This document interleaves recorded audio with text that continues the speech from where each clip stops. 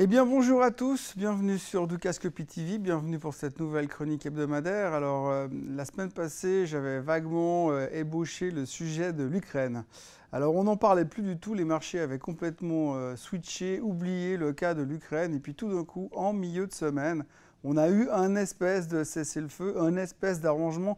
Je dis espèce parce que quand on lit un petit peu la presse on n'a pas l'impression que tout le monde est convaincu de l'histoire. Enfin, globalement, c'était un des déclencheurs qui a fait que le marché montait. On a eu toujours pas mal d'hésitations par rapport à la Grèce. La Grèce reste un gros sujet. On a vu dans le courant de la semaine qu'ils n'ont toujours pas trouvé d'arrangement par rapport à comment régler le problème de la dette grecque.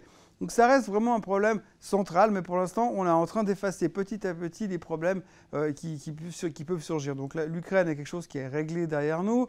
On a eu les chiffres économiques vendredi qui étaient, on va dire, beauf aux États-Unis, mais par contre encourageant entre guillemets, parce qu'on voit les GDP de plus 0,3 pour l'Europe et plus 0,1 pour la France, il n'y a pas de quoi sauter au plafond, mais on se dit les GDP sont positifs et Draghi n'a encore rien fait. Donc globalement, les marchés vont super bien. Alors ce que j'ai envie de dire ce matin, c'est que quand on regarde la photo générale, on a l'impression que plus rien ne peut nous arriver. Les marchés sont au plus haut de tous les temps. Le Dow Jones fait des nouveaux plus hauts, le S&P fait des nouveaux plus hauts. Le Nasdaq est quasiment au même niveau qu'au historical high de mars 2000 et c'est pas peu dire. Tout le monde reste super bullish. Bon, c'est vrai que vous me direz, quand vous regardez le côté d'obligataire, dans rien qu'en Suisse, par exemple, la moitié des obligations, vous avez un rendement négatif à l'échéance, donc c'est juste pathétique. Plus personne n'a envie de faire des obligations. Donc, du coup, il nous reste quoi? Les actions. L'or, on s'en fiche. Le pétrole, K1, KA, ça va, ça monte de plus ou moins 5% chaque jour ou baisse de 5%. À la fin, on a l'air d'être un tout petit peu plus serein, là, cette espèce de consolidation au niveau des 50 $. Ça rassure tout le monde. Et puis, les médias, systématiquement, publient des articles comme quoi c'est the next place to be.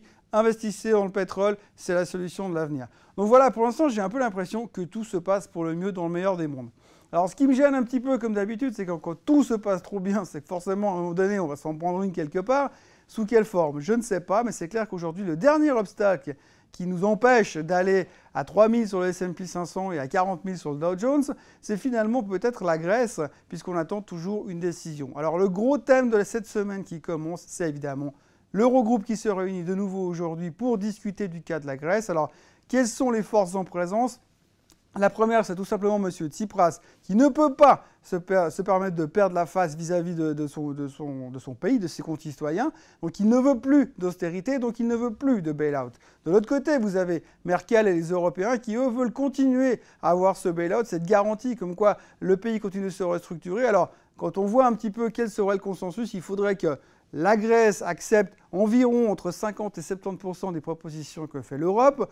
On packagerait les choses pour dire que ce n'est pas vraiment un bail-out, mais plus un soutien économique. Et puis du coup, vous avez la Grèce qui ne perd pas la face, enfin Tsipras qui ne perd pas la face à ses concitoyens. Et de l'autre côté, vous avez l'Europe qui donne l'impression au reste de l'Europe, justement, de tenir ses engagements et de continuer à être très sévère vis-à-vis de la Grèce. Et comme ça, tout le monde serait content. À partir de là, il n'y a plus rien qui nous retiendra sur les marchés. On peut continuer de monter. Les actions sont le meilleur endroit pour aller. La grande question, c'est what else? Qu'est-ce qu'on va faire après? Alors, qu'est-ce qu'on va faire après? Justement, on va se retrouver à des niveaux très très hauts. On va commencer à être très attentif sur les sociétés, sur la qualité des sociétés, sur les rumeurs, sur les bilans. On va peut-être se poser un peu plus de questions sur les valorisations des sociétés. Et on va peut-être laisser un peu de côté l'aspect géopolitique et puis repartir un petit peu sur quelque chose d'un petit peu plus fun en ce qui me concerne. Je retrouve les histoires individuelles des actions. Alors, une des histoires dont on parle beaucoup aujourd'hui, c'est Apple. Apple, elle fait beaucoup parler de lui depuis quelques temps. On entend beaucoup de rumeurs. Alors là, il semblerait que la dernière en date, c'est qu'ils vont se lancer dans l'automobile. Concurrence de Tesla, concurrence de Google. Ils veulent créer une voiture électrique et en plus sans conducteur. Donc bref, beaucoup de choses qui vont arriver, mais on a l'impression que Apple est en train de devenir la nouvelle World Company. On a largement dépassé les 700 milliards de capitalisation boursière. On a vraiment l'impression que cette fois, on va directement vers le trillion en fait, de capi boursière pour Apple. C'est le prochain target. Puis comme on sait que les Américains adorent quand on va chercher ces objectifs, ce sera génial. Donc voilà, j'aimerais avoir plein de choses à vous raconter, mais globalement, premier objectif, d'abord liquider le cas de la Grèce et puis voir si les marchés sont capables de continuer par la suite. Au niveau du Forex, ça tient plus ou moins relativement pas mal. On a l'euro-dollar qui est à 1,14. Alors certains nous disent que le rallye du dollar est terminé. Sur l'euro suisse, ça continue pas trop mal du tout. On est à 1,06 ce matin. On a toujours ce support qui a l'air de bien tenir finalement, malgré que normalement, on s'attendait à pire. Mais visiblement, il y a toujours des gens qui sont en train de racheter un petit peu l'euro. Ça compresse un petit peu. Donc plus on se rapproche des 1,20, plus l'économie suisse se porte bien. Donc on ne va pas se plaindre de ce côté-là. Et puis le reste, franchement, c'est super calme. Alors, on va dire que la géopolitique, on va peut-être clôturer le sujet cette semaine. Et après, il faudra faire attention parce qu'on va s'occuper vraiment un peu plus de microéconomie. Et là, on peut toujours se dire, mais peut-être qu'on est allé trop vite et il pourrait y avoir quelques corrections. Néanmoins, on a quand même l'impression que c'est très solide et on se demande surtout quelles sont les alternatives. Alors les alternatives, moi, il y en a une que j'aime bien. Je ne suis pas un spécialiste du Japon fondamentalement, mais depuis quelques temps, quand je regarde le graphique du Nikkei, j'ai vraiment l'impression qu'ils sont en train de nous préparer quelque chose.